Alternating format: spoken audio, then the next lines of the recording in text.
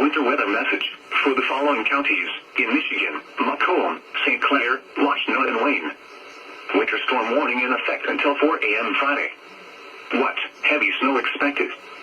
Total snow accumulations of 5 to 9 inches. Locally higher amounts possible.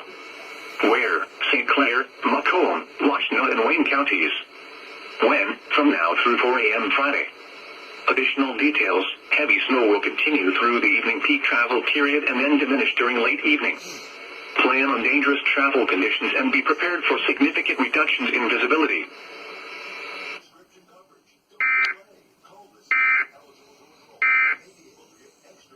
Don't just get up and walk out on something.